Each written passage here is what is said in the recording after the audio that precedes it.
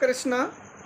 মানুষ কিভাবে পূর্ব জীবনের কথা মনে করতে পারেন, কিভাবে তারা জাতিস্বর হতে পারেন, এই প্রসঙ্গে আমাদের বৈদিক শাস্ত্র মনু সংহিতায় সুন্দরভাবে বলা হয়েছে। কি না, বেদাভ্যাসেন সততম শৌচেন তপস্যৈব চ অভদ্রেণ চ ভূতানাং জাতিম সরতি পৌর্বিকীম।